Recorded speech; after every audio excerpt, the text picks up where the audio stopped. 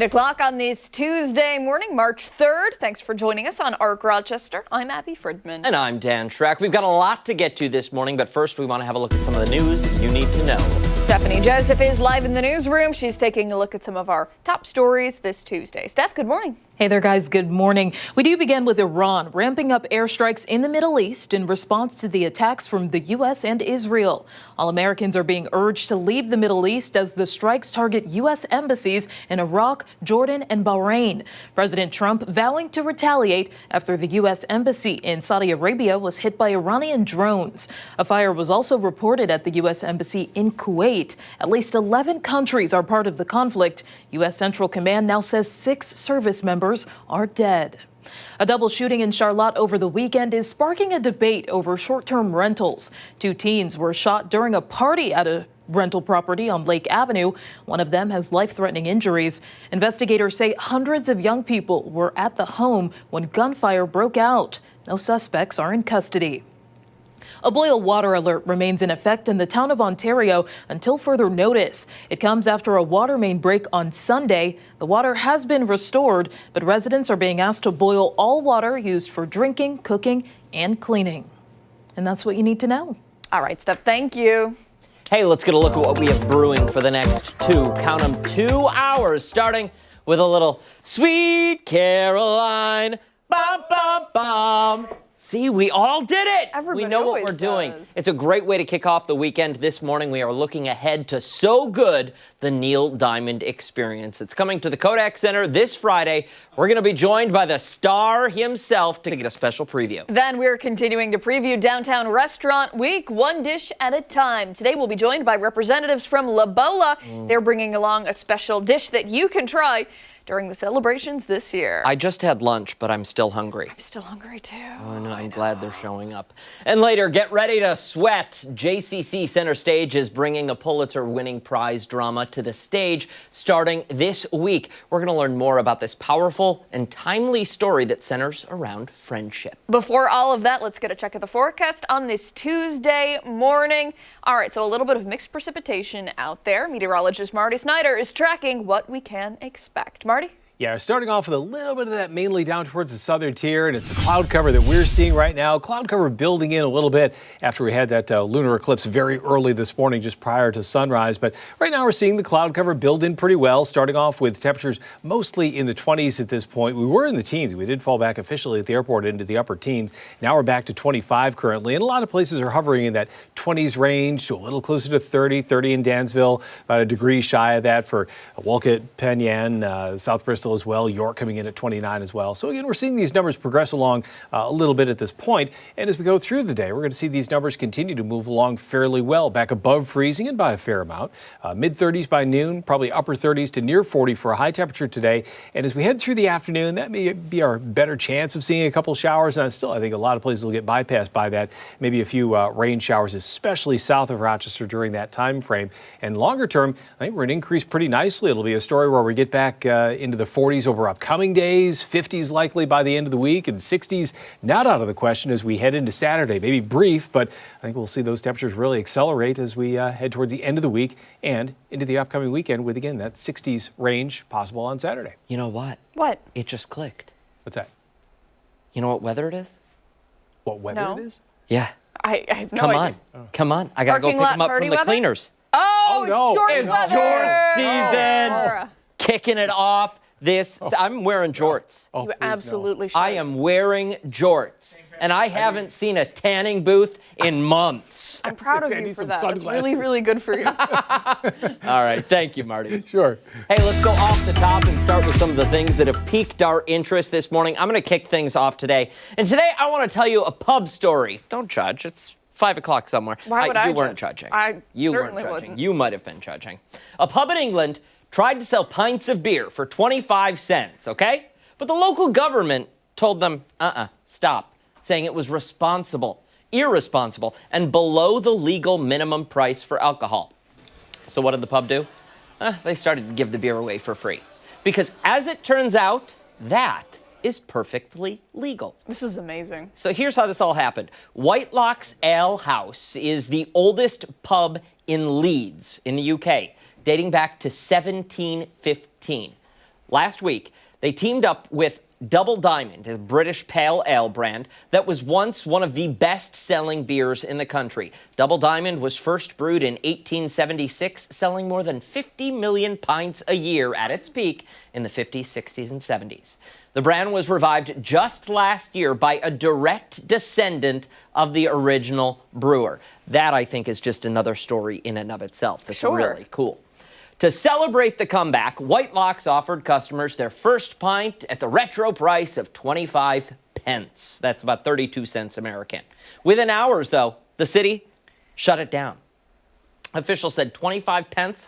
That price is way below the legal minimum, which in England means below the combined cost of duty and tax. They called it, quote, an irresponsible promotion. So the pub's owner called a lawyer and said, hey, the lawyer pointed something out interesting in England's law. England's minimum pricing law only applies when you're actually charging someone for the alcohol. If you give it away, it's not for sale. No law is broken. The city, after reviewing the advice, agreed. White Locks promptly began handing out free pints of beer. So to recap, it is illegal to charge 25 cents for a beer in Leeds, but perfectly fine just to hand one over. Nice. And as the old slogan used to go, a double diamond works wonders. Wow. Listen, I think that's like great promotion for them. Right? Giving away free beer? Yeah. You buy one and we'll give you one. Yeah.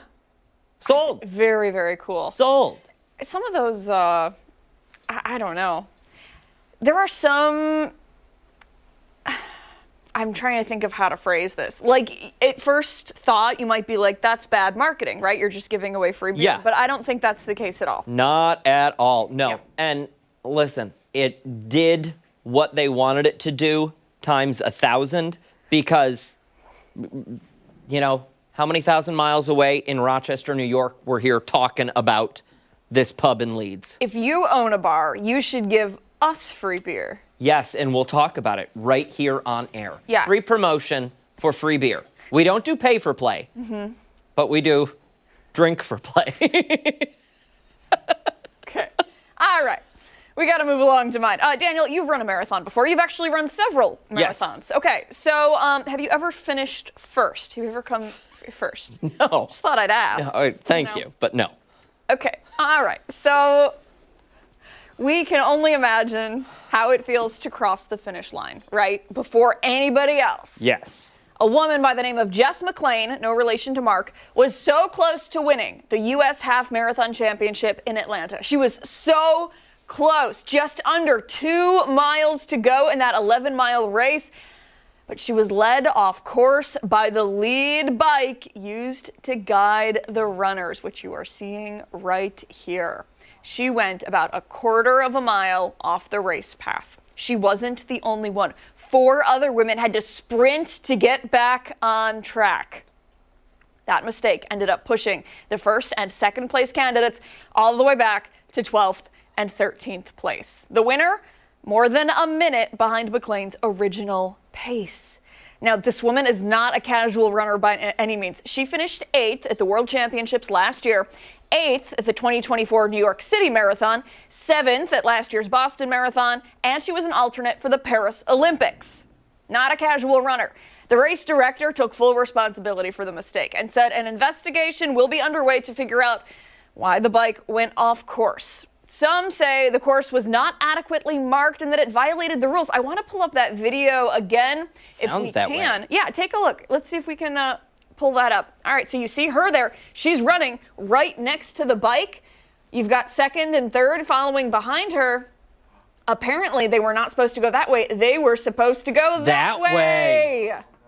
But why do we have cones in the middle of the road? You are asking the question. So many others are asking as well. Unfortunately, though, the order is considered final. So McLean and the other runners who went off course will have to live with their rankings now. It's not just about the title. While it would have been McLean's first national championship, it also would have earned her a $20,000 cash prize and a spot at the World Championships. So I'd be pretty bitter. Okay. I don't know about you. Let's take a look at some of the viewer comments. A lot of people asking, how in the world did this actually happen? This person said, I would have definitely turned there. Obviously, never been at the front with a lead vehicle, but the cone placement alone, ... Another person writing, that was painful to see. This person said, crazy that literally no one screamed anything at that intersection. The chain of unfortunate seconds.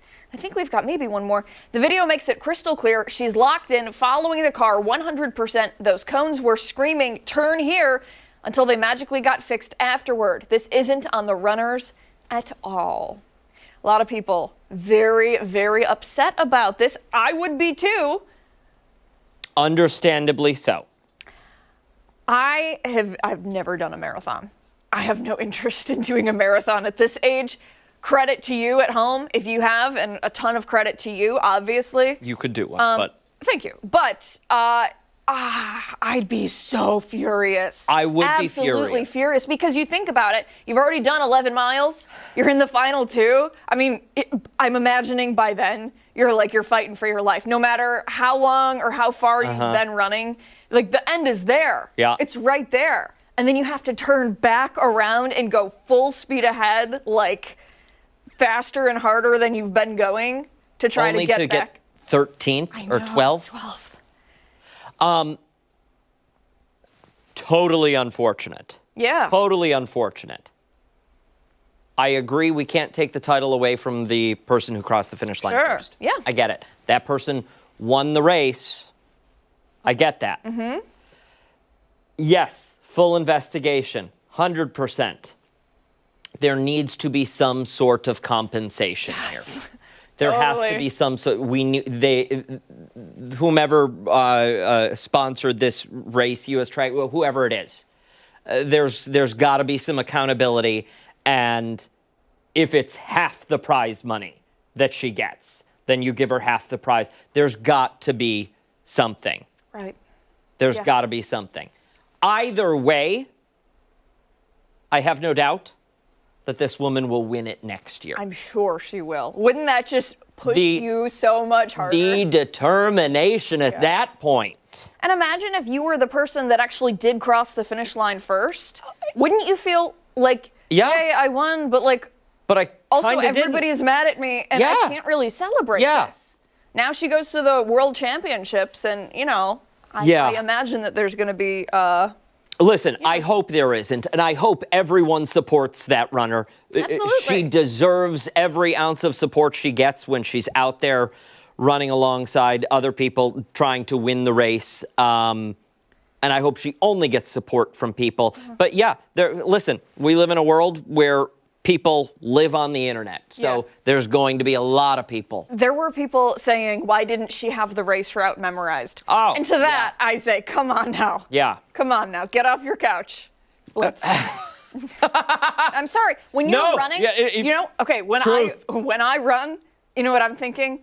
When can I be done? When can I be done? Yes. I'm not Yes. thinking like, oh, and here's where I go next, and No. here's where I go next. No. It's like A you're race locked is in. a race path is supposed to be clearly marked. Yes. You should not be able to make wrong turns. Yeah. If you are able to make wrong turns, you're not setting up that race course correctly. There you go. That's all there is to it. 8:13. Stick around. A lot more to come right here on Arc Rochester, including when we come back, we're checking in with Chris Lopez, who is saying I do this morning to some tasty treats. And don't forget, watch us on the go. We're streaming live. Join us on the 13 Wham YouTube channel and on foxrochester.com. We'll be right back.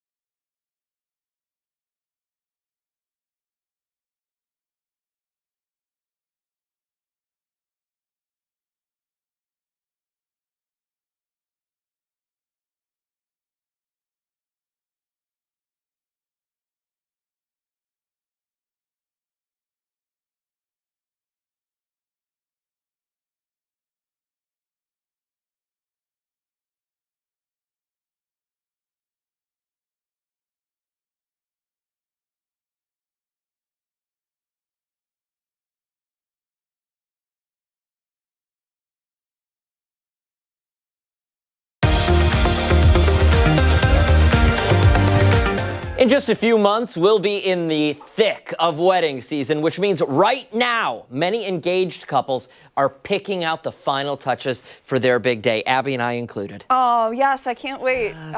Nice and clammy, Yeah, sorry. that was really wet. I know. Hey, Chris Lopez has been with one of our morning producers, bride-to-be Hannah DiChile. She ticks off one of the final things on her I do to-do list. Chris is live at Get Caked this morning. Chris? Hey, good morning. We have been putting in some work with the trying of the different flavors of the actual cupcakes or cakes themselves, to the frosting, to the inside filling, all courtesy of Kelly Scott, owner here at Get Cake Bakery. Now, Hannah DeClakis, she has been trying, this is her handiwork right here. We're gonna do a blindfold taste testing right now. And I ask you, anchors, do not reveal at all any of the verbiage that you are about to see coming up next. Kelly, have you ever done anything like this before? No, not. No? No. Not with the bridezilla like Hannah DeClakis? No, I'm scared of her. I know. Been terrible all morning long. We're going to DeClakis right now. Blindfold on, please. But you get no cheating. She was trying to cheat in between these live segments by trying to act like she was trying to listen to what me and photojournalist Terry were trying to say. You excited? I am excited. I'm a little nervous though. Okay, let's get to it. We have 6 different flavors to try, all at separate stations. I'm gonna, here, you take this arm, I guess, and we're gonna walk this way to around here. We're gonna reveal the actual flavors before she tries them.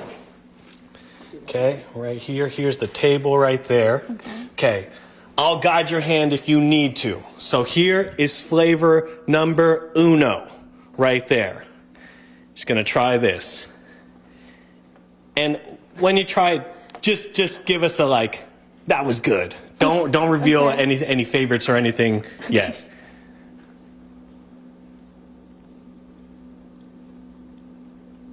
Solid. I'm thinking that's a solid one right there.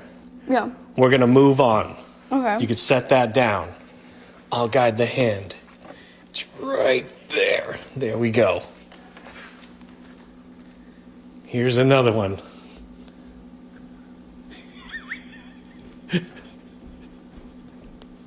Can't get the septum piece. Can't get the septum piece dirty at all. Have you ever done anything like this at all? Me? Yeah. No. Blindfold cake testing. Okay, you could set that down. We'll move over. Yeah, here we go. That one. Okay. All for wedding day. We can't reveal when the wedding date actually is. We're under strict guidance to not even talk about that. That is classified intelligence. So, okay. We got to get a move on it. We've got 2 minutes. We're going to go this way. We're going to move all the way over here. We have 3 more different cakes to try with different flavorings. Here's the table. Here's numero 1 here. Oh, man. That's a Gouda one. That is a Gouda one. You may like this. Well, that's good. That's solid. 2 more left. Oh, man.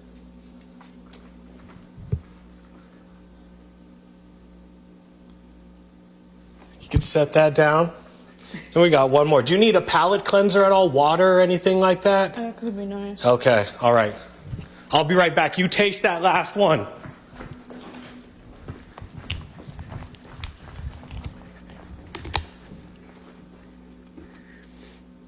Here you go.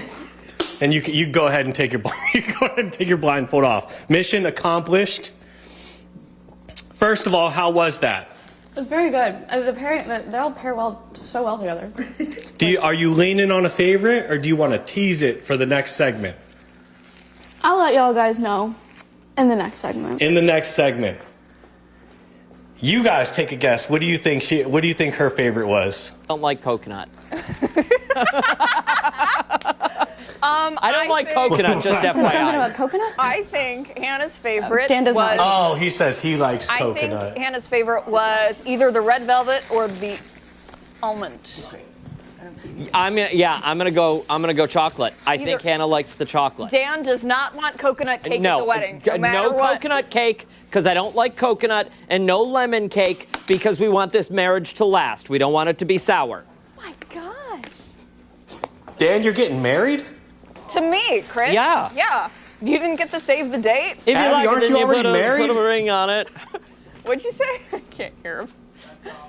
Aren't you already married, Abby? Well, we want the party. Yeah. You know. Did you buy us a gift yet?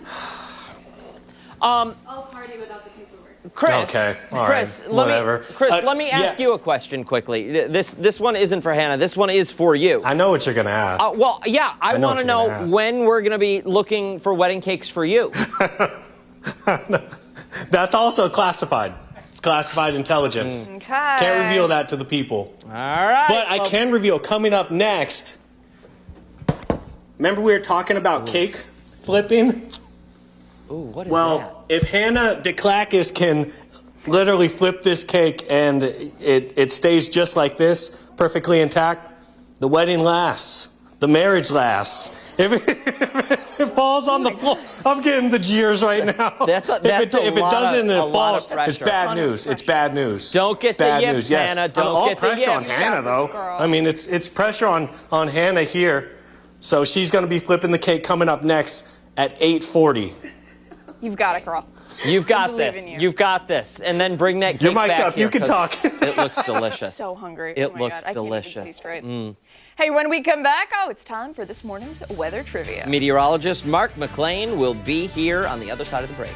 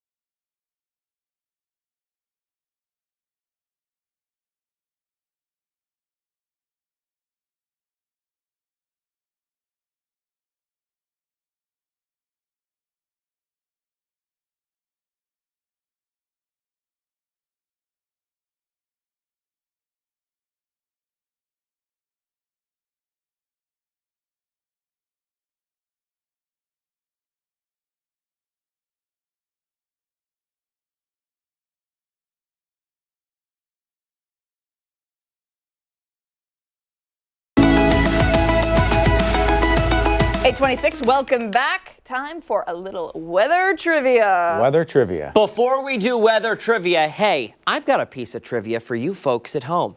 What day is today? It's March 3rd. What does that mean? It could mean a lot of things, Daniel. Our weather. Well, here on Arc Rochester, it means one thing. Oh, I know. 1 year ago today, meteorologist Mark McLean joined the show. And what have I done with my life? It would not be this show without you, very my true. friend. Thank you very much. Would not be the show without you. Thank you Very very Now much. do your lucky to job. have you. Okay, you know what? It's also the anniversary of one of our biggest storms of all time. Okay, so we've got some video coming up, but weather trivia for today. Yeah, March 3rd, March 4th. What were you doing 35 years ago? I remember what I was doing. I was bailing out my grandfather's and grandmother's house. The basement flooded because they have a sump pump. And I was taking buckets of water while they were out looking for a generator to get, the pump back on. They got like one of the last generators in the city. It was weeks of just bedlam, really. On this date in 1991, the ice storm started in Rochester. How many straight hours of freezing rain did the city receive during that event? Was it 8 straight hours, 13 hours, 18 hours, or nearly a day's worth of freezing rain? So I know it began the night before. It did. It was a late afternoon, evening, but it really didn't pick up in intensity until after midnight heading into the 4th. We started getting like 2/10 of an inch an hour of ice. And look at the ice on these power lines. The thing about ice accretion on an object that's outside is not only do you get the amount that fell on top of the object, but if it's a radial object like a power line or a tree branch, that ice, as you can see, will form around that entire object. So you get the amount of accumulation. Let's say you had an inch of freezing rain. Well, you'd get an inch on the top, you'd get an inch on the bottom. And, it's too much. Circumference of an inch around exactly everything. Exactly. So they're just devastating events, and we've got a little more video to show you at 9 o'clock. Can we see those options one more time, though? Yeah, we'll put the options back up here. Let's see, 8, 13, 18, or 22. Okay, I think straight hours. Got a good educated guess. Okay, well, we've got the answer coming up. Hey, a couple of cool pictures, right? Talking about, look at this, signs of spring. Yes. Those are crocus. Those are my crocus. They're beautiful. I can't wait for them to pop open, but I've been looking every single day, and today was the day that we finally got a few signs of spring out there. How about that? And did you see this? The other thing that was out there this morning? Yeah. Oh, astronomer Scott Banker. Scott does some great photography for the moon and other objects in the cosmos. Love to see the photos, too. 13wham.com/chime in or scan that QR code on the screen right there and send us your handy work. This was the moon as it was going into the eclipse this morning, was full at 6:38, and it was in total eclipse at 6:04. It's called the full worm moon. It symbolizes the thawing of the ground, which allows earthworms to appear again. You know, that day in April when you walk outside and you look at the driveway and you're like, I can't get to my car. Yeah. Like, how did this happen? How does this happen, right? Yeah. Well, our April is like March for the rest of the country. The rest of the country starts to experience spring in March. We don't start to experience spring. I wonder what that's like. I imagine it's lovely. Yeah, I imagine it is too. But that's the explanation behind that. Not seeing that right now. We're just seeing some clouds move in. 25 degrees, the visibility A-OK for you on your commute in. All the real weather action is going to stay to our south. And there's actually some winter weather advisories in effect in the southern tier down towards the New York-Pennsylvania border. You can see some of that snow and even a little bit of a mix down that direction. So we're really going to be just on the outside edges of this weak weather system that's passing on by. It's a warm front down to our south, and that warm front is going to give us another chance for some rain as we go deeper into the afternoon. But again, a lot of this is going to stay south of Rochester, and it's not going to be a big deal anyway. There's the mid-Atlantic. That's where a lot of the steadier rain is going to fall today and tonight and into Wednesday. So Wednesday looks like a nice quiet weather day for us with a mostly cloudy sky. Planning forecast says plan on a slight warm-up. That's, I guess, seasonable for this time of the year. The normal high is back to 40 degrees today. The normal is back to 40. How about that? I love it. I know, it's great, right? Tonight we'll see a mostly cloudy sky. Could be a shower early. Light and variable wind temps in the low 30s. And look at this extended forecast. You know what happens when meteorologists get bored? We start looking up like obscure weather statistics that like only we would possibly, like to look up. Meteorologist Scott Hetzko looks at me yesterday. He's like, when's the last time it was 60 degrees? And I'll have to take a look. So we looked. The last time it was 60 degrees was back in the third week of October last year. Oh my God. Can you believe that? Officially, right? And then, and he's like, that's got to be a record. And 5 months. And I'm like, well, it's Rochester and misery loves company. But I looked it up. The all-time record was 189 straight days below 60 for this city. It went from early October in 1872 to April 29th of the following. Can you imagine going that long without the temperature in the 60s? In what year so was that? miserable. That was 1872. Oh, great. So they no electricity, no nothing. and no 60. This streak, by the way, is in the top 30. We're up to 135 straight days as of today, below 60 degrees. I guess not statistically significant, but it is in the top 20% of our records. Listen, we are headed in the right direction because we've got 17 days and 1 hour until spring officially arrives. And we will be in the 60s this weekend. Yep. Oh, man. So that'll Love break it. that up. Perfect. All right. Yep. Thank you, Mark. Yep. Hey, don't go anywhere. We still have a lot to get to here on Arc Rochester. We're back right after this.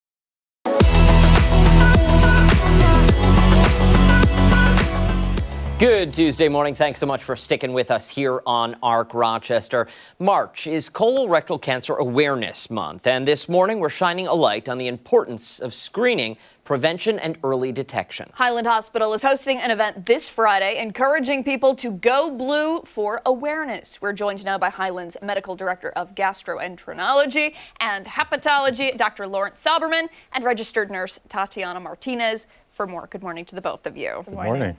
Let's get right into it. Go Blue for Colorectal Cancer Awareness. Give us an overview of the campaign and why now? Why we're doing this now? Sure. So March is Colorectal Cancer Awareness Month, and we really want people to be aware that screening for colon cancer, if we find the cancer early, we can get rid of it and hopefully, cure people from that. So the key is screening. So we want to make people more aware of this, get tested. Any form of screening is good, and we have lots of different ways to do that.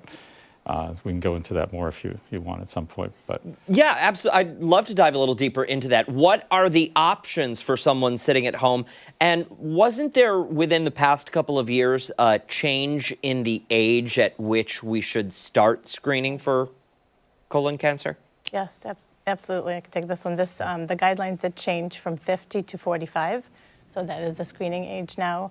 So it's super important, although you may feel healthy and feel great, those symptoms that are coming with, the colorectal cancer come later. And that tends to be too late for the diagnosis and, great treatment to be had. So it's really, really important to get that screening. We want to make sure we get awareness out there to everybody, and that's why we're here, advocating for family, friends, our patients, and each other.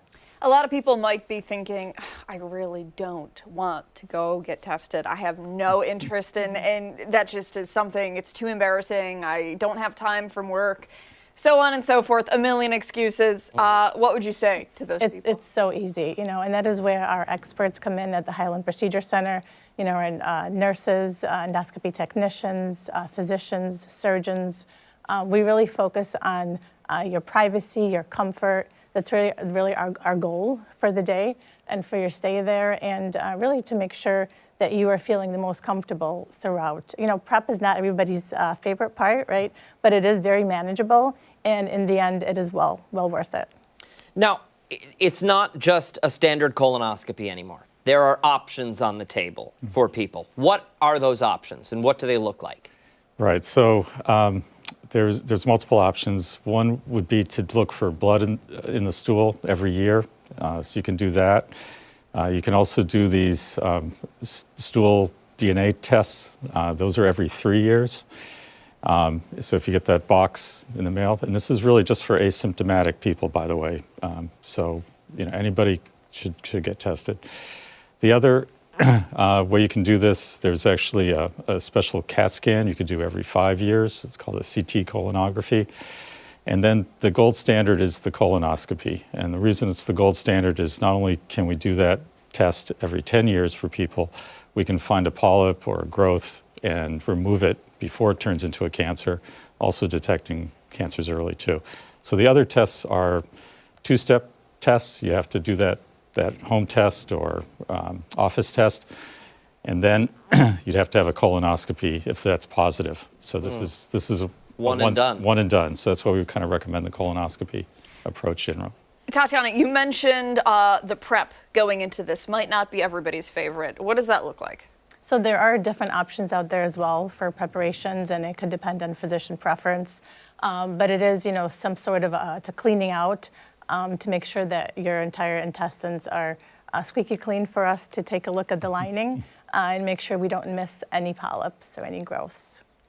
I mean, listen, none of it sounds very pleasurable, and it sounds kind of gross from an outsider, but it's the human body. It's the way it functions, and you gotta care for it properly. 100%. And, at the Highland Procedure Center, like I said, we focus on your comfort, and we tailor care to each individual patient based on their needs. So that's so important. We make you comfortable from the very beginning, from the scheduling process to the registration folks when you come in to greet you, to the nurses and endoscopy technicians and the providers. And we really treat everybody like family. We know that it's not there every day, although it is our every day, but we are experts, and we do, and it is what we do. Yeah. So. Absolutely. We know that the Go Blue campaign is happening, but anything else that people need to know about resources or information or ways to get help? So it's really important to try to do preventive things as well. So we recommend eating well, having a high fiber diet, avoid smoking, drinking. There's increasing your exercise level. Those sorts of things can really help in some preventative aspects to this as well. As I mentioned before, getting screened is critical. So any way you want to do it, just get screened. We know that colon cancer is the third most common cancer in people over 50. There is this rising incidence in people younger than that, which is why we've changed the screening age from 50 to 45. We'll stop around 85 or so, that sort of 75 to 85 year range. It sort of depends on how your health is at that point. But generally, we want to get people checked early because this is preventable if we can get to it early. It is now the leading cause of cancer death in people under 50. And that's because of that rising. It's still a small number, but it is an increasing issue. It's been going up about 1% per year. For someone at home, they want to look into more resources, they want to see what you guys provide. What's a good website to send them to? So you can actually Google Highland Procedure Center, and it will pop up with all the providers, the phone numbers, to be able to schedule and get more information as well. perfect. Thank you both so much for coming in today. We appreciate it, and we'll post all the information from this interview over on foxrochester.com. 8:41 this Tuesday morning. A lot more to come right here on Arc Rochester, including when we come back. We are once again checking in with Chris Lopez, who is saying I do to a lot of wedding cake today. Yeah, don't forget, you can watch us on the go. We're streaming live. Join us right now on the 13 Wham YouTube channel and on foxrochester.com. We'll be right back.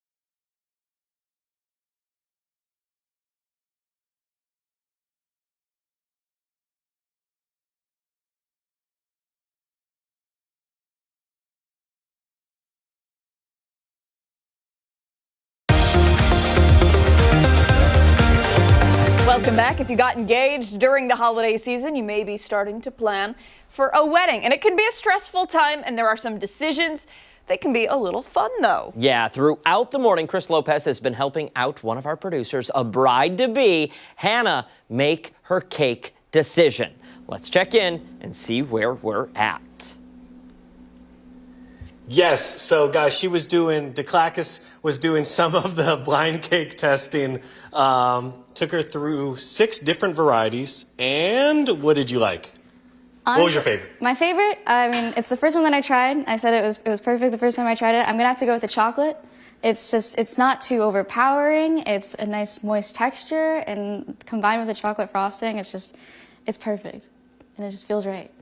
Do you think everyone else would like the cake? I know Kelly said don't think about everyone else, but I feel like that's a go-to. Everyone's gonna love chocolate cake. I mean, my fiance Patrick, his favorite cake is chocolate, so Okay. I think it's bound to be a Way winner. to go, Patrick. You thinking of Patrick at all when you picked that out or no? Of course. Okay, all right. Good bride right there. Do you do blind cake testings at all for potential bride-to-be, or is that a first time? That was a first. Okay, That was there a we go, first. first but time. I welcome all different kinds, so that's totally fine. And when it comes to someone coming to you guys, that's not DeClacus, and they want a wedding cake, how does that work? How much time do they need to give you? It all depends. We do have people who come to us only a few weeks before their wedding, and as Okay. long as we do have availability, that's absolutely fine. I usually suggest to plan at least 6 to 8 months ahead of time, especially for someone like Hannah, who is getting married at a very popular time of year. Okay.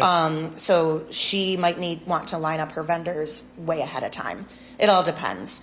But we do have people who walk in just a couple weeks before their wedding. You know, Okay. so it really is based on what you want. The more extravagant, the more time you need. And you guys do, is it tiered? Yep. Tiered, layered cakes? Yep. Any flavor at all? If someone comes in here and is the sky the limit for you guys, you're like, hey, let's work with you and we'll see what we can figure out? Within reason. Okay, You know, yeah. obviously, you know, there's certain things that just will not work. But we pretty much give you a huge variety of options. And I try to guide you into making what is the best decision for what you are looking for as far as your outcome, as well as what you're looking for your taste. So, yeah. Were you nervous making your first wedding cake? Yeah. Your first yeah. ever wedding cake? First ever wedding cake was back when I didn't have the shop yet. My kitchen at home was inspected, so I had like a cottage license and everything. And it was down in Avon at like this little tiny place, and I was terrified. And I had never tiered a cake before in my life, and they wanted a 3-tiered cake. It was like a snowflake theme, and I only charged $100 for it. And Did it turn out great? it turned out awesome. Fantastic. Yeah, Well, which made me really happy, and it kind of sparked the whole thing. Roughly how many total wedding cakes have you made, do you think, since then? Well, we've been open for 13 years, and we do an average of 80 to 100 a year. So Yeesh. Okay. All could right. be Thousands. Yeah, We'll just go with the thousand, thousands. probably. Okay. From making beautiful cakes that you're looking at right now to we're going to flip a cake. Yes. Literally flip a cake. I Yeah. thought it was a metaphor for something, and it could be, but the clack is going to flip a cake. Now, this is just literally a social media challenge. Yeah. There's not even a meaning to this. No, some people, it's like their tradition when they have birthdays with the family. Like that is the tradition. They'll get the birthday cake and then they have to flip the birthday cake. So we had her practice with just a couple of bags. Just throw it real quick so you can kind of get the idea. Okay. Oh no. All right. All right, so I'll do it. Okay. I'll do it. Okay. And then Nervous. Hannah can do it. All right, I'm going to try not to mess this up on live TV. Okay. Got it. Okay. It's up to you. Okay. All right. All right. Patrick, I hope you're watching.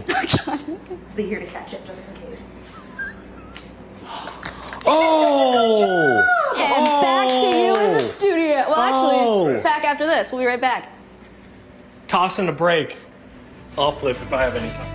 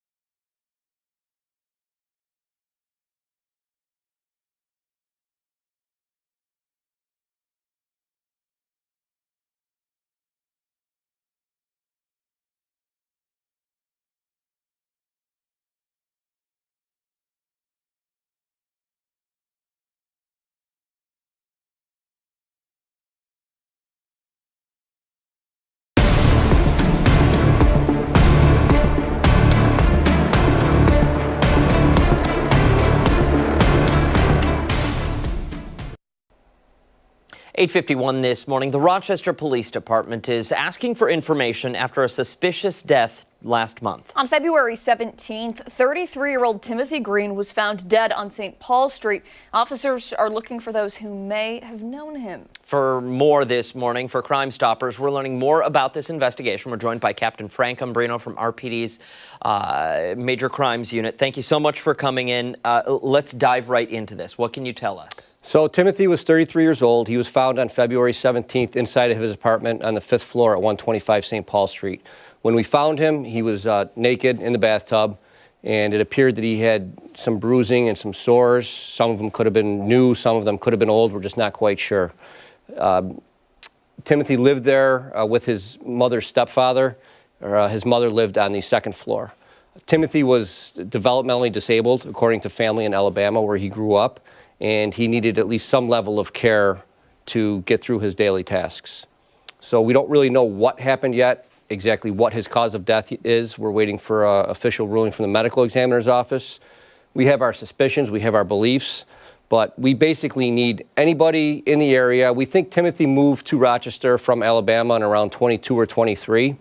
Anybody who knew Timothy, anybody who may have treated Timothy for any type of medical or psychological treatments, they need to reach out to us. Obviously, we need to subpoena any records, but we need to know who to subpoena before we file those subpoenas. And we're just looking for anybody that knew Timothy and can give us any information at all.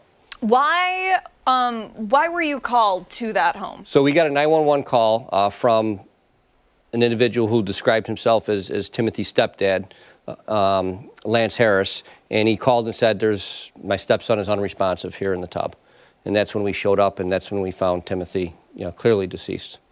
And when you say clearly deceased, how long, I don't know if you have medical examiner information, how long would an autopsy say that he was dead for? They're never going to be able to tell us the exact time. It was at least several hours, up to several hours that he may have been dead for.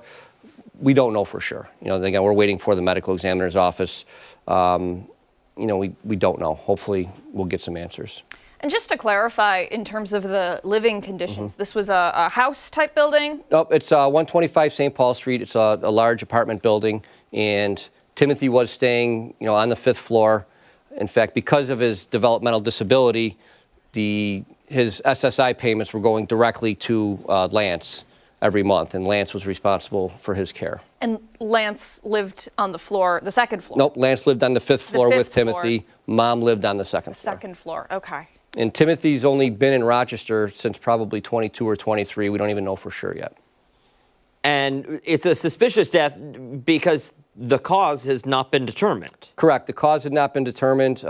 Timothy weighed about 88 pounds after the autopsy. We at least know that much. So clearly he was not in good health. Did he die from medical reasons? Did he die from, malnourishment? We just don't know. But 33-year-old people don't die and don't weigh 88 pounds.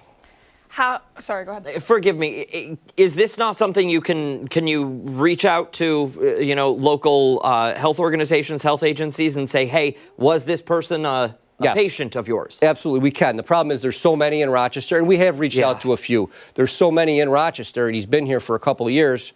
We're trying to track down where he was receiving treatment, if he was. I believe that he probably was, but that's why we need the public's help. If you know Timothy, if he was a patient yet there, obviously there's patient confidentiality. We're willing to file subpoenas. We just need to know where to file those. Was Timothy part of any extracurricular groups, any programs, anything like that? Did he have any friends? Not that we're aware of, and that's kind of why we're asking for the public's help. He had very, very limited police contact since he's been here and since he moved here from Alabama. He was raised by his father in Alabama and his siblings. And he decided to move back to Rochester after his dad died. He wanted to try and reconnect with his mother. Can you tell us what his mother and stepfather have said regarding the weight? Because we showed a picture of him, and he's not 88. That's a fully grown adult man in that photograph. And to go from that to 88 pounds, what sort of questions were being asked by the family? Well, all the questions that we asked, we did not get any answers. Yeah. We did not get any answers, and that's part of, why we're having a difficult time in this investigation. I can imagine so. You mentioned any, information, call the Crime Stoppers hotline, obviously, and any healthcare providers, anybody of that nature. Anybody that lived in St. Paul Street that's seen him or knows the family, call us. Any information. We're just trying to piece together, the last couple of years of his life. Captain Frank Umbrino, Major Crimes Unit. We'll post all this information and more on this case on our website, 13WHAM and foxrochester.com after the show. Crime Stoppers number 423-9300 right there on your screen. Write it down, know, or call if you know something. Much more to get to this morning on Arc Rochester. We'll be right back.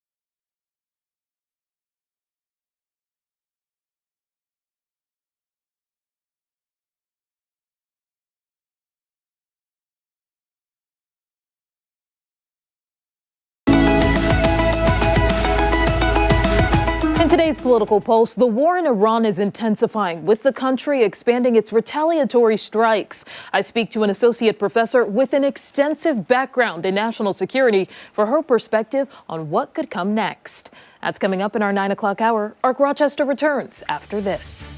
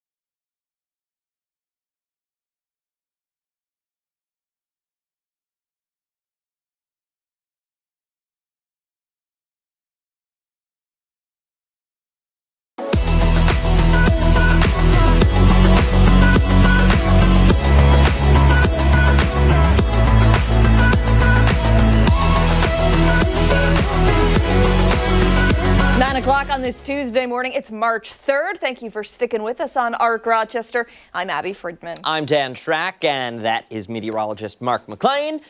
And you have the answer to weather trivia. You have got the muddy paws, claws, cats We got forecast. everything on there. You've Yeah. done it. You do it all. It's fun. It's fun. And it's kind of a packed weathercast coming up because lots going on. This is the anniversary, of course, of the ice storm. Anyone that was in Rochester for that storm, you have these memories that are just ingrained into you, right? Yeah. And I mean, it was a spectacular disaster. That's what I would call it.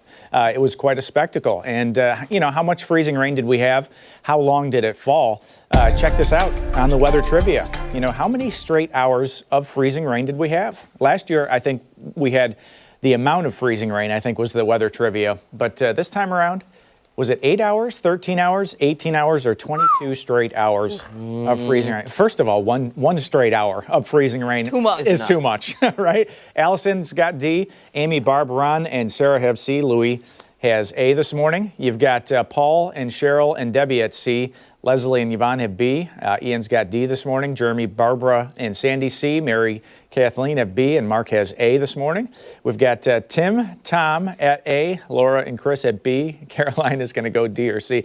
Lisa and her dad, Jim and his wife C. Frank's got C. Jim's wife has C. Jim's got B, and Mary Pat, Frank's wife, has B. Look at all of those people that love interacting They love with it. I hear- meteorologist Mark McLean. Not only that, they just love meteorologist Mark Oh McLean. my goodness! How can you blame them? I hear from folks about this and truth or trash. Of course. Some of the crazy stuff that Yeah. we're doing on the show. It's fun. But what do you say? The answer is C. That's Gotta my be guess C. too. Yeah. Yeah, it was brutal. And as a kid, I was how old was I? I was 13. I was going to be 14. Okay, so I had this little wire that went out the window. I had a crystal radio, so you could build your own radio, and you could pick up. AM was still big at that time. Of course he did. And I was listening to 1180, and just moments later there was so much ice that had accumulated on the wire that it sucked it out the window. Like it pulled the wire off. Oh my Like, gosh. The radio stopped at the wall because I had the wire was snaked out. Yeah, going out the window.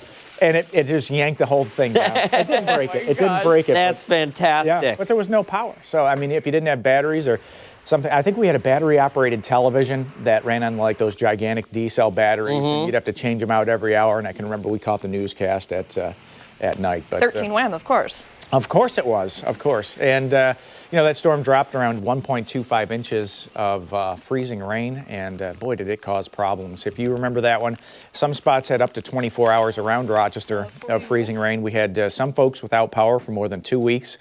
And, converted over to today's dollars, at that time, it was the biggest natural disaster in the history of New York State.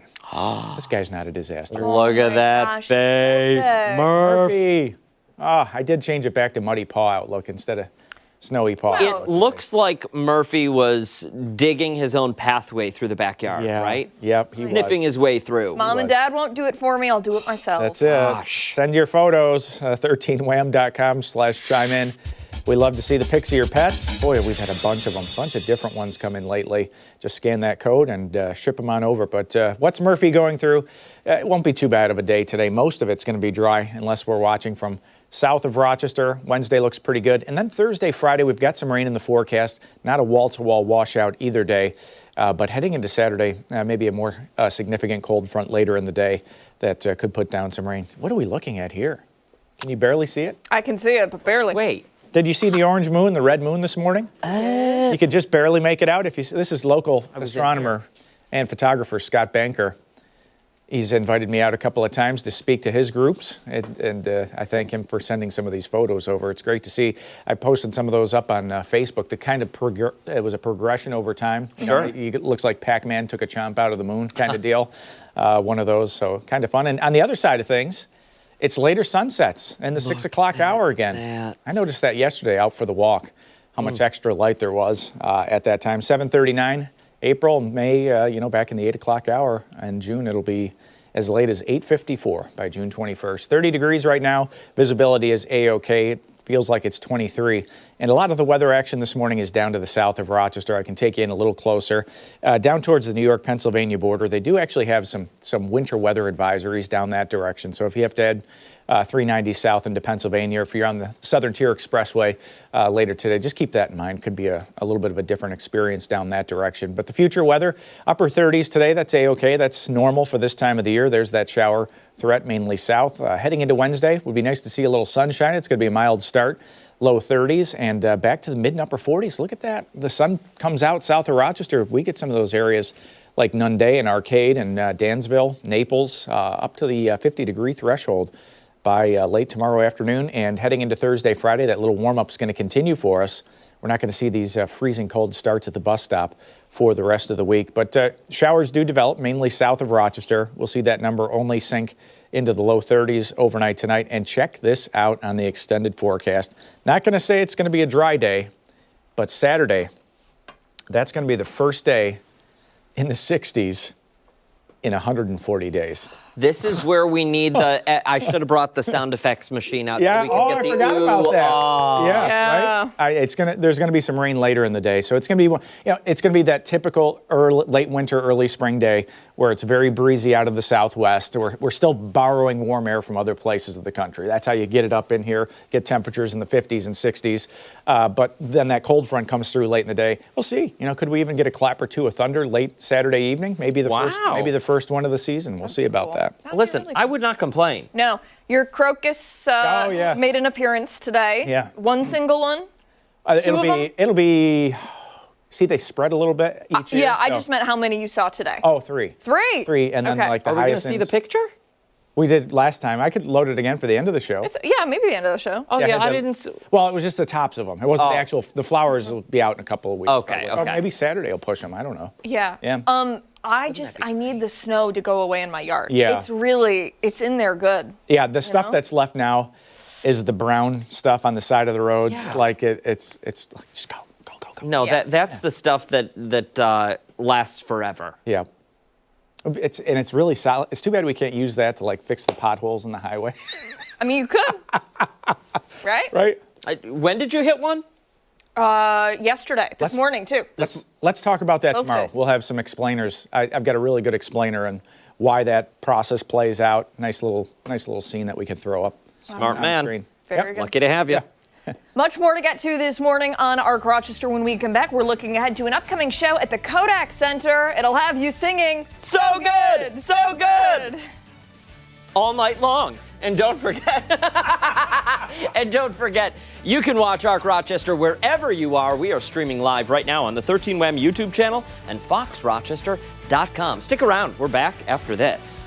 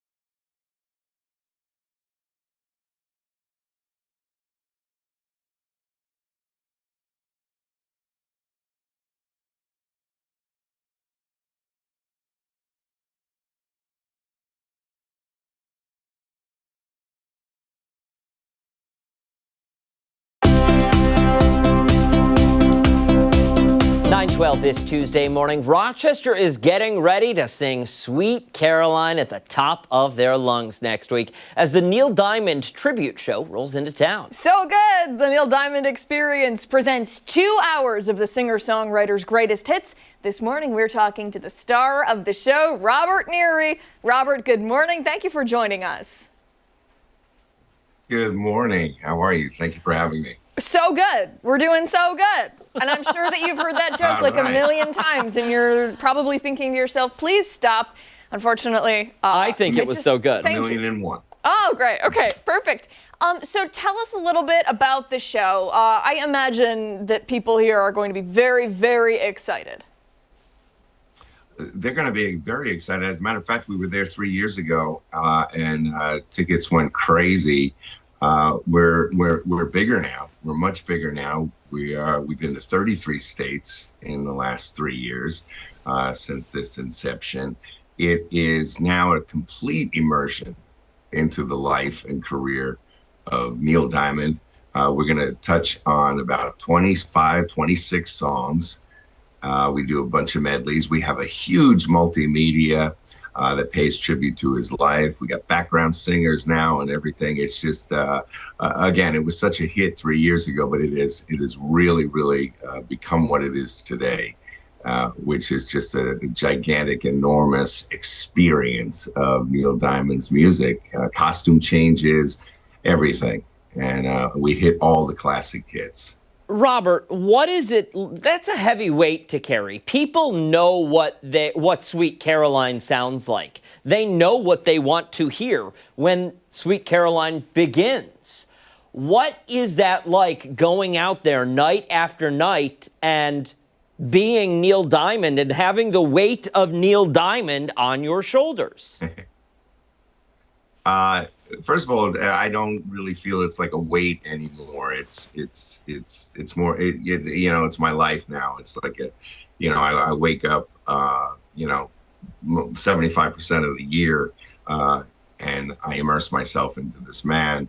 I did so much research when I put this show together that I make sure I don't disappoint, because, like you said, they're huge. They're huge shoes to fill. And I'm not trying to fill them.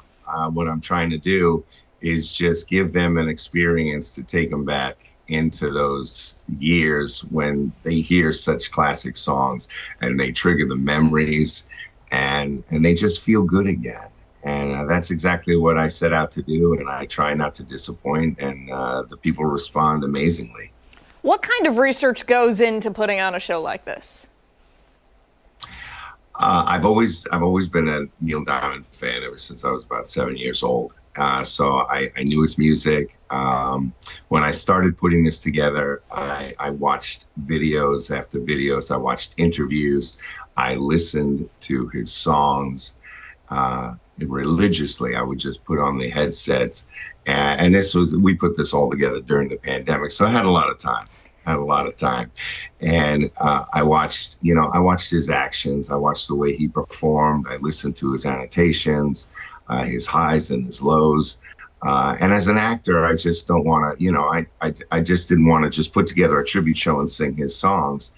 As an actor, I wanted to put together, something really, really great, and actually, again, become a concert experience. In your research, was there anything, I'm sure you knew a lot about him prior to taking on this role, but while you were doing that deep dive and looking at archival video and all of that good stuff, was there anything that surprised you? Several things, yes, actually, stories behind the songs. One in particular, I Said, he went through a 4-year depression when he moved from New York to California. So I touch on that during the show. I speak about how that happened. And again, in most of the songs, how he wrote them, what he was going through when he wrote them. And it's great knowing that, because again, I'm not just singing the songs, I'm reliving what he went through. you know, when he wrote the songs. And so I know what he goes through. So I hear the words and I feel the words as he wrote them and as he would sing them. Absolutely. Do you have a favorite song of the entire show? I Am I Said is my favorite. That's your favorite? And All right. Holly Holy. Yeah, Holly Holy and Hello Again. Those are my three favorites. Listen, I don't think there's a bad one in the bunch, so I think anyone you pick is good. Is good. Friday the 13th at Kodak. Where can people go to get tickets?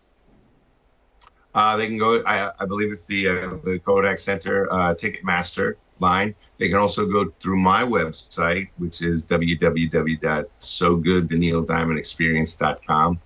But they are available through Ticketmaster and on the Kodak Center website.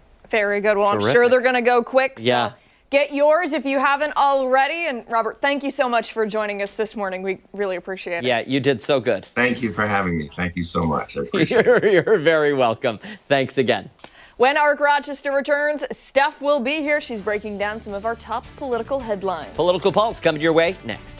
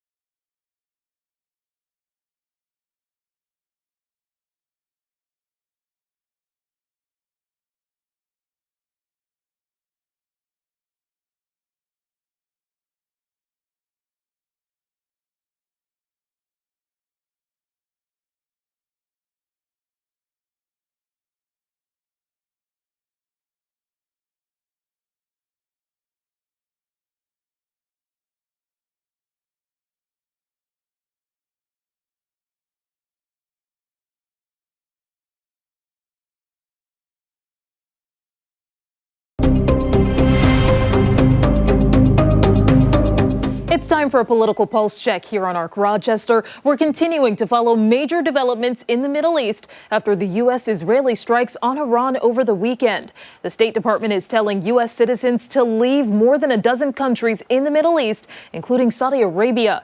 The U.S. embassy there was hit by suspected Iranian drones and remains closed. The embassy in Kuwait is also closed. At least 11 countries are part of the conflict, with casualties rising by the day. U.S. Central Command says 6 service members are dead. According to the Iranian Red Crescent Society, more than 700 people were killed since Saturday's strikes. The Trump administration claims there was an imminent threat, but some lawmakers disagree. There absolutely was an imminent threat, and the imminent threat was that we knew that if Iran was attacked, and we believed they would be attacked, that they would immediately come after us. And we were not going to sit there and absorb a blow before we responded. There was no imminent threat to the United States of America by the Iranians. There was a threat to Israel. But if we equate a threat to Israel as the equivalent of an imminent threat to the United States, then we are in uncharted territory. For analysis on the strikes and what's next, I'm joined by Dr. Catherine Thurston, an associate professor at Empire State University and former national security professional with over 20 years of experience in military intelligence and counterterrorism. Good morning to you. Good morning. How are you? I'm great, thank you. Thank you so much for joining me this morning. A lot to get into here that I'm sure a lot of viewers are curious about. I first, though, want to start with your reaction to hearing about these strikes and what we've learned in the days after. Personally, I was shocked, I think, with a lot of other people that we conducted these strikes on Iran. As a military intelligence analyst for many years, Iran is always a threat in some ways, but it's more of a regional threat. It was never really a threat to the United States directly. But of course, it's a regional threat and makes a lot of trouble for the region and in particular Israel, as we just heard in that clip from Senator Warner. Absolutely. And I'm really curious to know what goes into threat assessment and then ultimately making that decision to strike. Well, the United States intelligence, as you know, is exquisite. We have amazing intelligence on Iran. And a lot of that comes from Israel in our partnership with Israel. And so we know exactly where everything is and where the threat is coming from. And so in some ways, it's nice to have all of that in its place. And military intelligence is kind of known for liking to have all of the threats exactly where we know where they are. I know that that sounds odd, but once you blow something up, you don't know where it is. And so now we've lost all of the assets that we had. We don't know where the leadership is. We don't know exactly what we have blown up, what we haven't. It takes a very long time to do bomb damage assessment.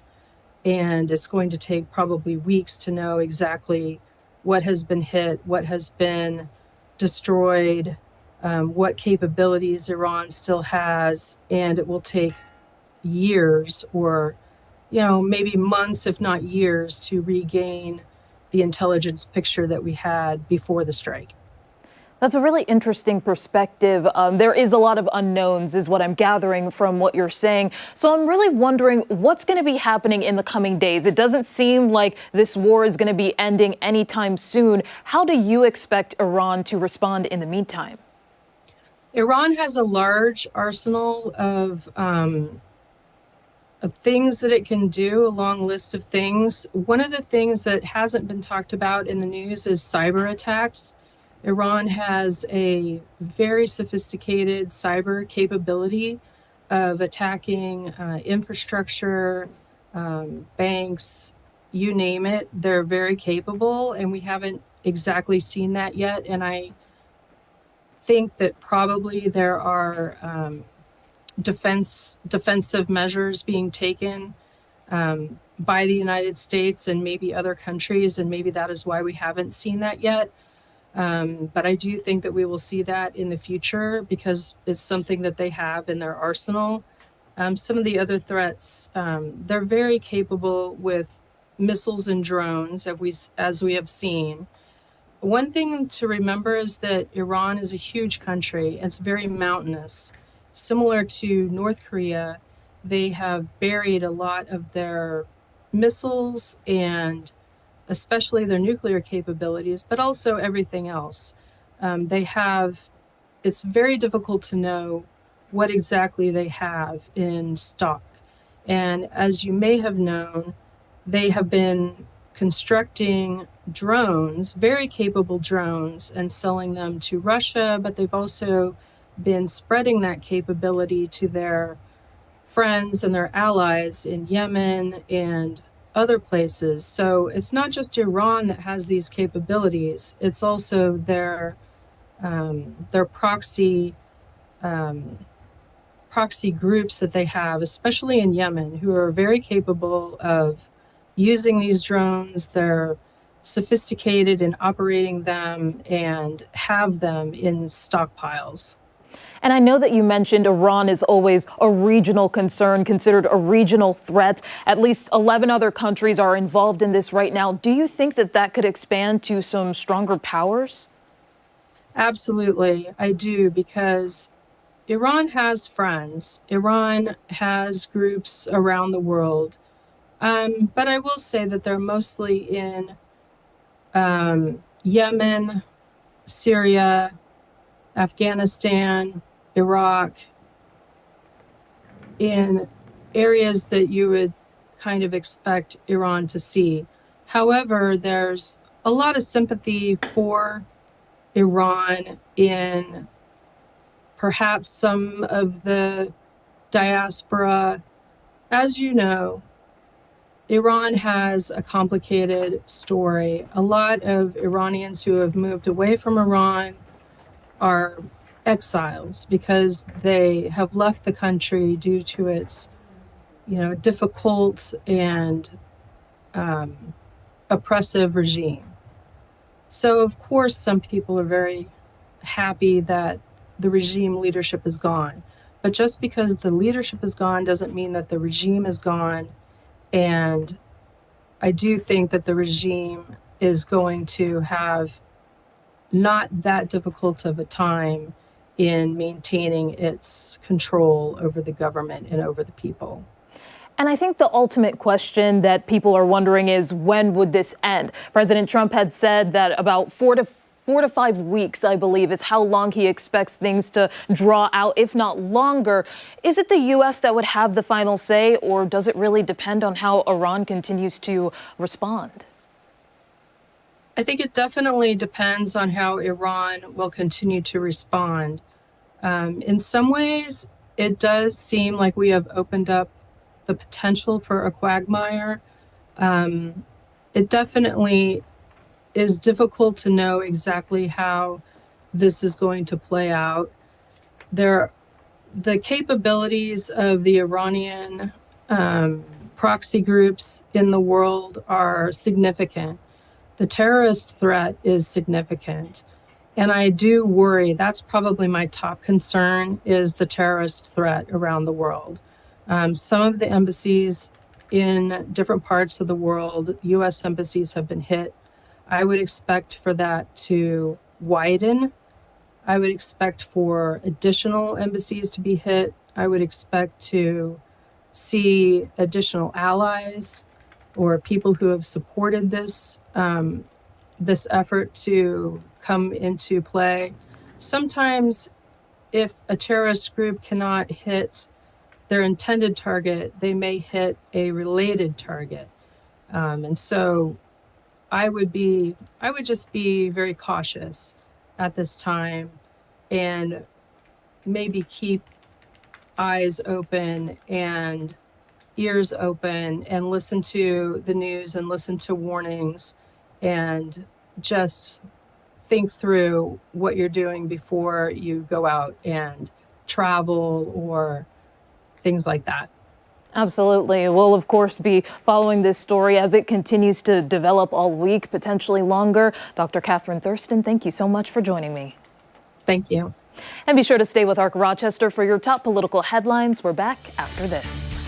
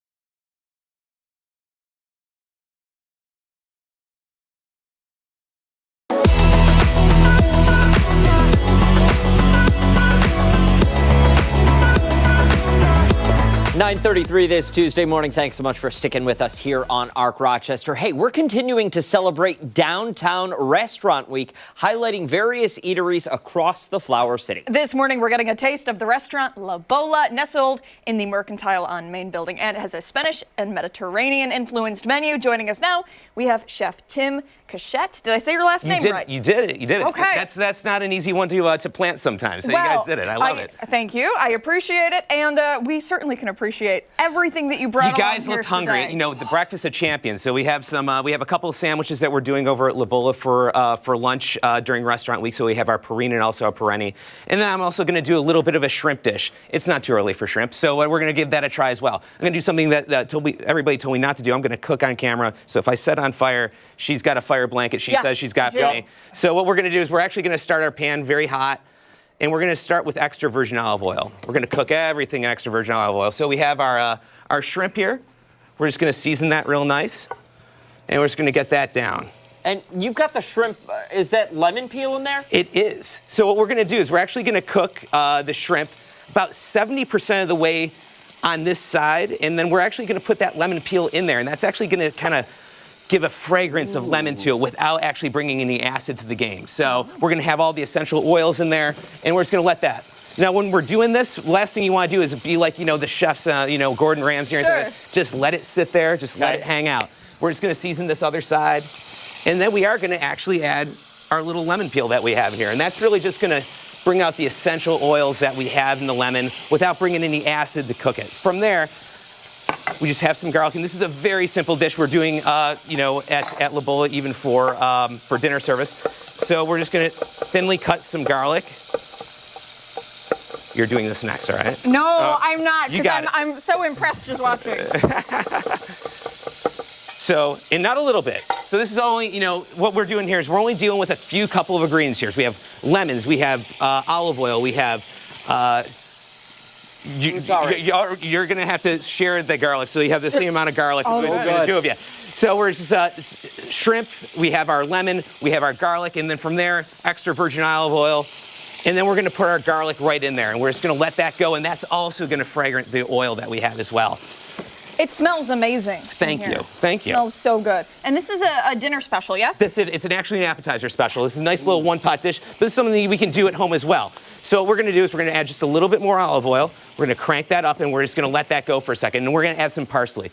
This is like a 4-ingredient kind of situation. Something can be done easily at home, or we can do it for you when you come over to La Bola as well. So from here, it looks fantastic. I wish we had an overhead camera in here. I know. That would be inside very there. cool. Well, we're going to plate it up in a little bit too. True. So we're going to do. I have this shrimp cooked about 70% of the way on this one side. We're just going to flip it over. Wow. And those go quick. They do. And it's important. We have good ingredients, good olive oil, good garlic, fresh parsley from the farm, lemon peel, and we're just going to let that go like that. Last thing we're going to do is going to take some whole leaf parsley that we have as well. It's just very fragrant. And we're just going to drop that in as well. It's as easy as that, guys. Wow. That looks I know. fantastic. It really does. Oh my gosh. So we're going to be... Boom, it's done. And the most important thing is that oil. And we also want, because the best thing you want to do is we get some of the focaccia from La Bola, and then you soak up all that oil right with the bread there, and then you have a nice little app there. Oh my gosh. How's it look, guys? It looks fantastic. Incredible. And I just have to say, I know you were a little anxious about cooking on television. You nailed that, my friend. That was fantastic. Oh, that's very kind. That was fantastic. I love compliments. Talk it's very to kind. us about what we've got So right we also here, have we have a couple of our different sandwiches that we're featuring for Restaurant Week as well. So we have our Perine, which is a meat. It's a cooked. It's a beef dish with a little bit of gorgonzola cheese. Also some chimichurri as well, and a little bit of arugula. And then also we have our rosalina, which is a eggplant vegetarian dish with a little bit of quince and basil as well. So give those. That's for the staff as well. You got to feed them. McLean, got to make everybody happy while we're still here. All right. Oh my gosh. Yeah. It looks incredible. You gotta dig it, man. Mark McLean is coming in. There you go. Hang on. He's here. never met a sandwich he didn't like. He's taken all the shrimp. That's right. Shrimp? What shrimp? We didn't have shrimp. I brought more. I can always make more. No. Yeah, Tim, you nailed it. Oh, thanks, guys. Unbelievable. Really Thanks. fantastic. The presentation, the whole thing, it was Yeah, awesome. yeah. phenomenal. Wow. It really, really does. Well, thank you for The having smell me. in here, which you cannot get on the other side of that camera, Yeah. is incredible. Yeah, you can smell it all the way down the hallway. It's the garlic, I'll tell Yeah. you. I can't believe you just ate that. That was Chomp. wild. Yeah, it's garlic. It's good for you. With the oil Can I on try it, the too. shrimp? It's Is got a that lot okay? of Go for antioxidants. it. You're good. Here, do you want a plate? No, it's Go fine. for it. I'll just. Can you grab me a fork? Bill? Yes. Thank you. Since you're over there. Thanks. There you are. Mark, you want one? I will off camera. Off Yeah, camera. Okay. for sure, Oh, for sure. all right. That's fine. Do it to I'll it. take one for the team. Yeah. Oh my gosh. All right, I'll cover your. Oh, Thank you. I'll cover. Yeah, thanks. Go for it. Can't hurt. Just a little Away. extra lemon too. There we go. Come on. Huh? Right? It's killer. Yeah. Yeah. That's amazing, Tim. It's killer. Yep. It's killer. Somebody wants to find you, one of your restaurants. Where do they go?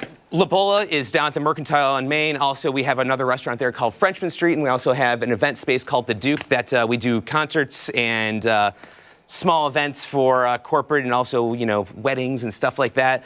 We actually have an event this weekend there. A local jazz artist is going to be playing there. And then we also have a Vino, and a Vino's, on Monroe Avenue, been there for 13 years, and, me and my wife have been doing that for quite a while. So. And Tim's going to have a weekly segment on the air with us. I think he needs to. I think he needs to. Rochester Restaurant Week coming up. All of the information, find it right now on our website, foxrochester.com and 13wham.com. Much more to get to this morning.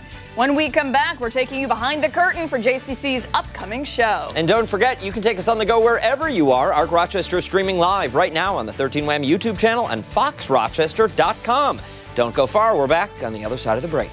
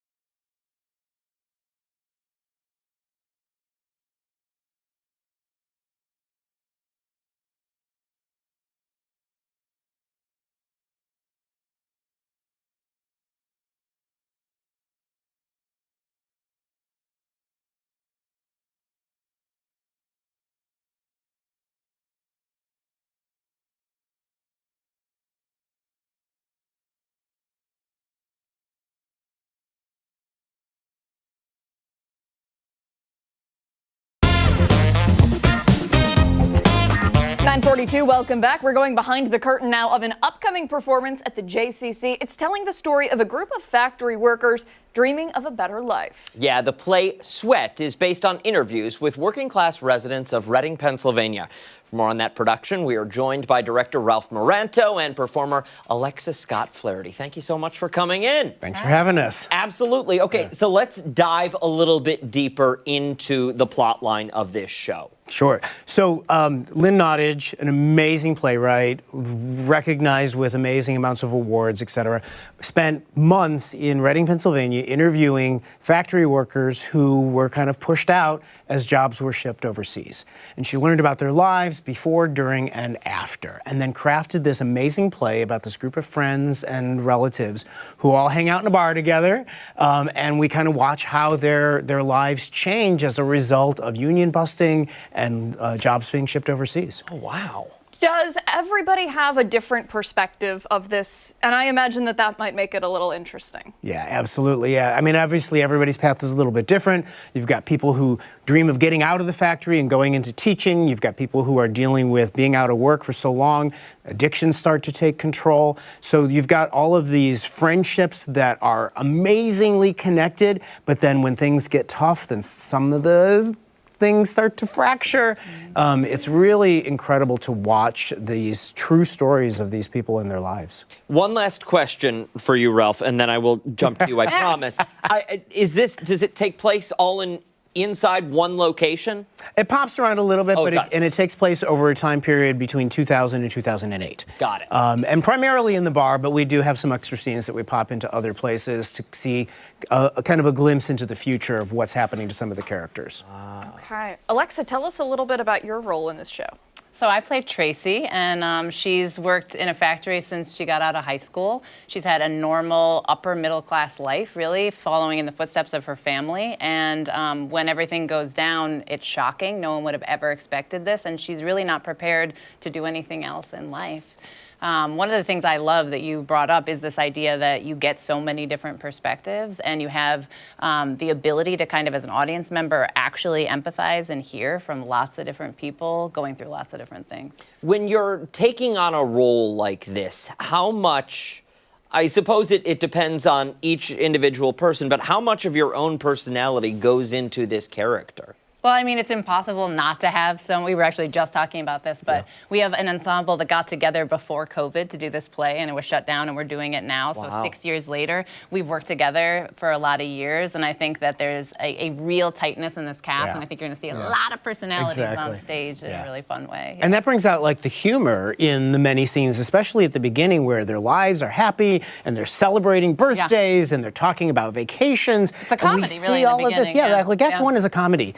And Act 2 is a drama. And so we get to see both sides of it in a way that's really powerful. That's incredible. I imagine tickets will go fast for this show. So give us the information so folks can get some. Yeah, so we open this Saturday. We run the first 3 weekends at the JCC. So from the 7th through the 22nd, go to jccrochester.org or call the JCC and get your tickets. Matinees?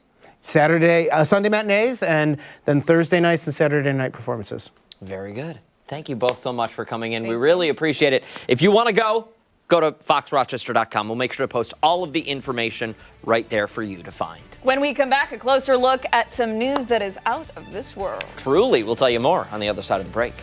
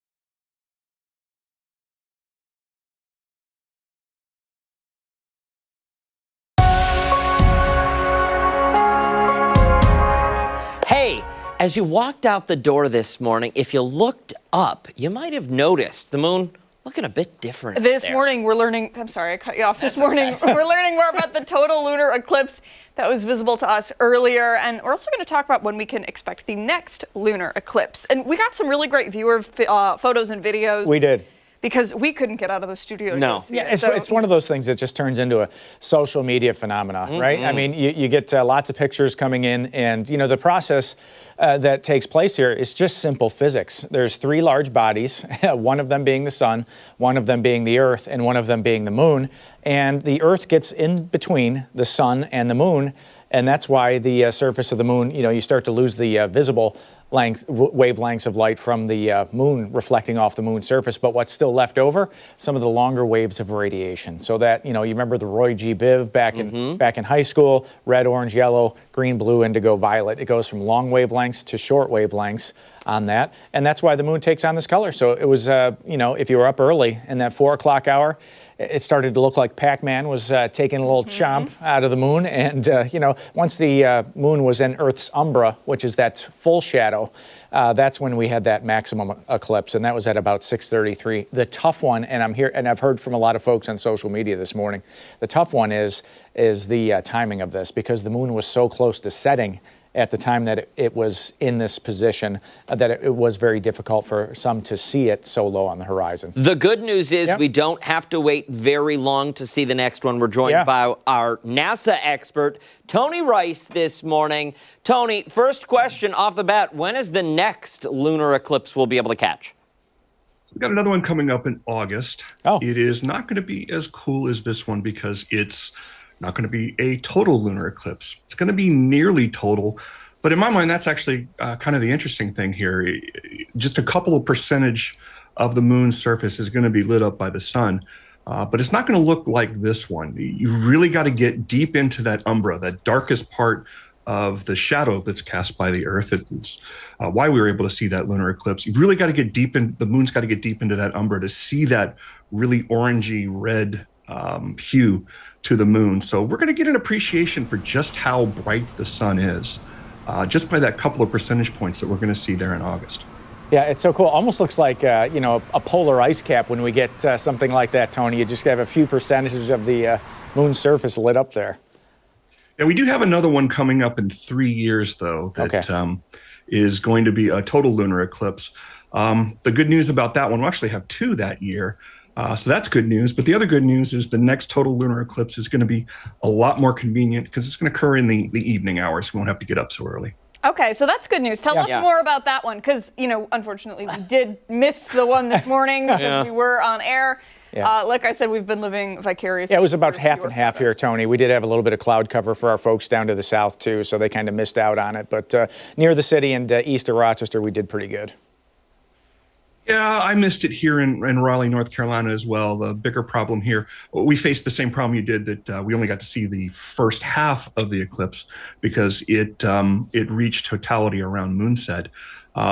Bigger problem with the clouds. We've been under a solid cloud deck since yesterday afternoon. But something kind of cool did happen, and I don't know if you had a chance to cover off on it before I joined you, but something cool happened with this eclipse here that's pretty rare, and that's that the totality occurred right at moonset, therefore right at sunrise. So we had the rare opportunity to see, if you were able to see it, again, really low on the horizon, and clouds are always the enemy of eclipses. But you had the rare opportunity to see the eclipsed moon at the same time the sun was rising.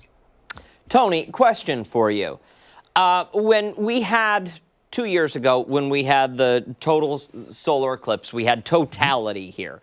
NASA was, preparing for it and doing lots of tests, and they had the Punch program out there, I believe, that was studying from afar. What is there to learn? What are we gaining? What are we looking for when we study these things, when we look at a lunar eclipse?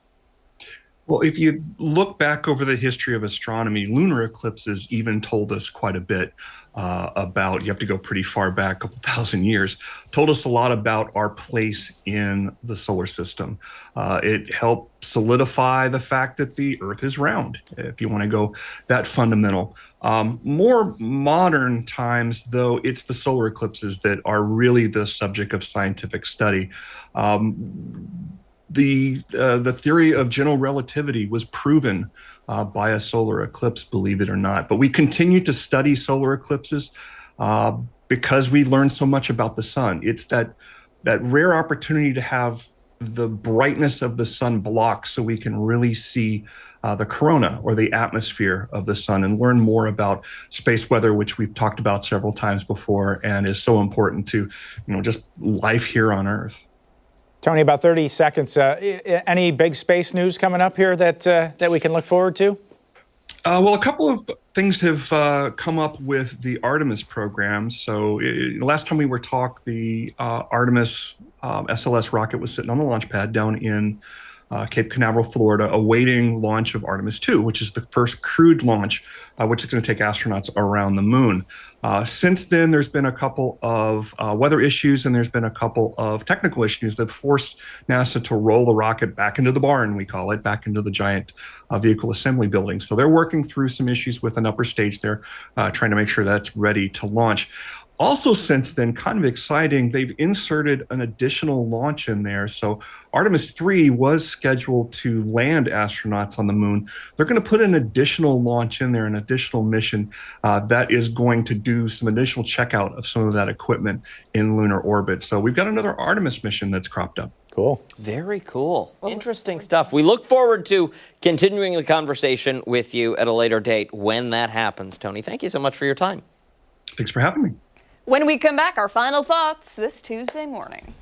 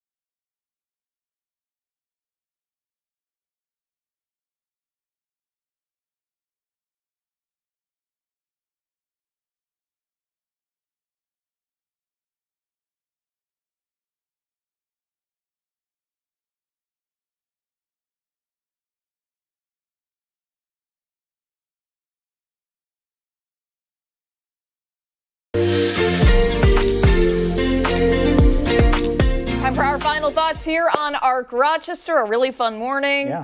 And it Smell like so garlic. good. So good. From the cook. So Tim was great. good, Yeah. right? Yeah. We got to have him back. That does it for us here on Arc Rochester. Make sure to wake up with us again tomorrow morning starting at 4:57 on 13 WHAM ABC. Much At more one. live local news coming up later today. Join Steph and Mark for 13 WHAM News at midday. See you Bye.